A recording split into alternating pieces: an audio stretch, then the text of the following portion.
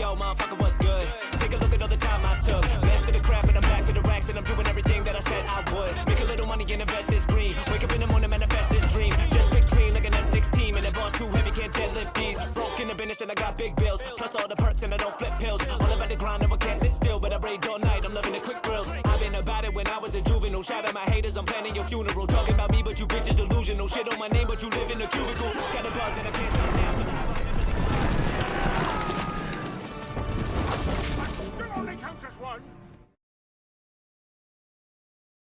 When this ring was forged, it was made to withstand almost all destruction and apparently any mud and filth that was covering it just a minute ago. So you more or less acknowledge that the ring is magic, but you still question it? Anyways, the ring suddenly being clean is symbolic of its influence on the hobbits' minds. Its sudden cleanliness represents their unnatural desire to have it. Andy Serkis isn't getting nominated for an Oscar in this scene. And just like last time, I've gotta remove a sin for this, cause I absolutely agree. Oh no, who's gonna make the trip to Mordor to throw this thing in the fire? I mean, it must have similar powers to the One Ring if it can make Pippin try and steal it from Gandalf. No, that's just your random assumption. I mean, you've already mentioned how stupid and impulsive Pippin can be, so I'm failing to see why you don't think he would do this.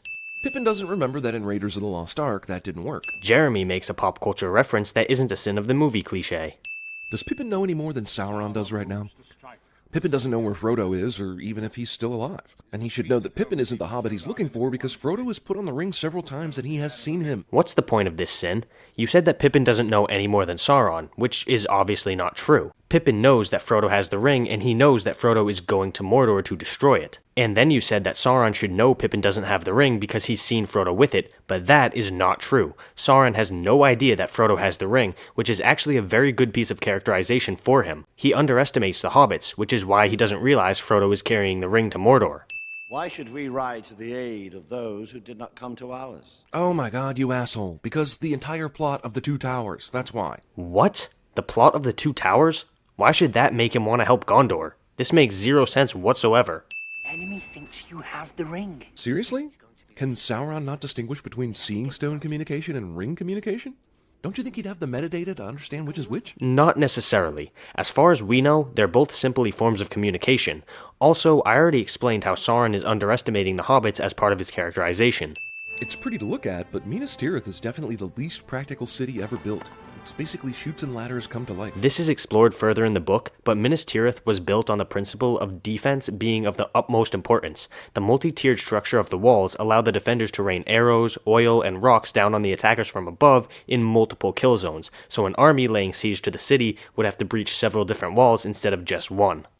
Sauron has yet to reveal his deadliest servant, the Witch King of Angmar. So even though no mortal can apparently kill him, he was easily fought off by Aragorn with a couple of waves of fire. I've looked this up, and I'm going to give you my favorite answer. The Nazgul use fear as their chief weapon, and they usually fight against people who are scared of them. However, Aragorn had no fear whatsoever and took them by surprise, which allowed him to drive them off easier. I can feel his blade. Yet he can't detect you or the ring, even though you're literally 30 feet from the gate. Okay, you're misunderstanding the Nazgul and their attraction to the ring. They can't simply feel its location. They can sense the general direction of it, but they can't tell exactly where it is.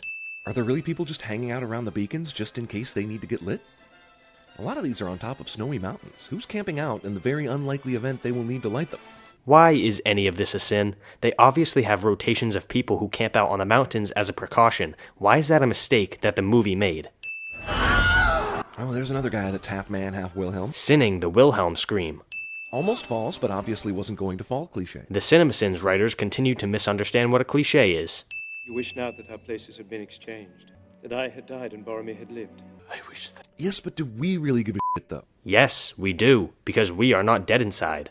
This is a pretty shot, but the logistics of getting up to this cliff and the reasons for holding this meeting in this location are questionable at best. No. The logistics of getting up to the cliff are totally fine, because we see that there is a path leading up to it later, and the reason they would choose to camp here is actually pretty logical as well. The cliff is an easy place to defend in a pinch. The enemy would have to climb up the mountain to get to the king. Oh, I see. There's a road here.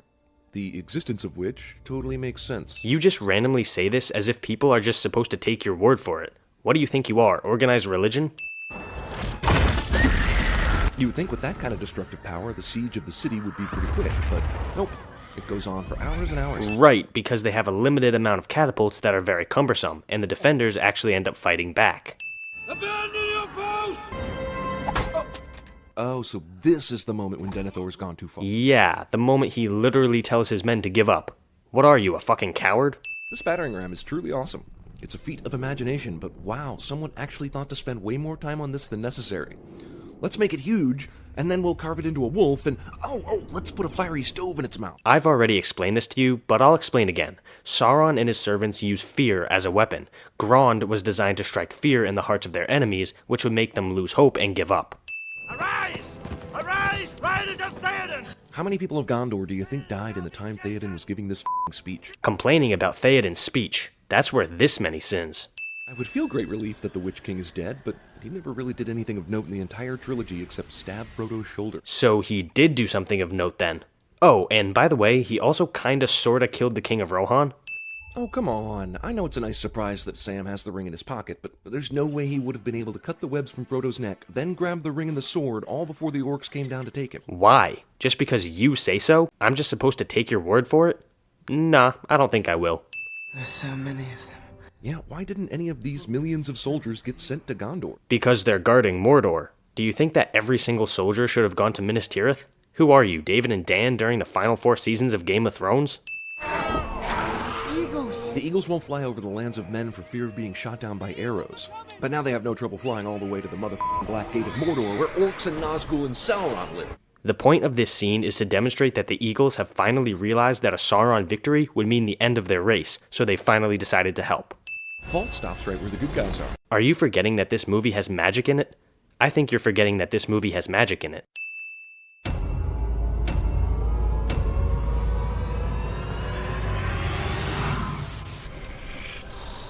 Clever hobbits to climb so high.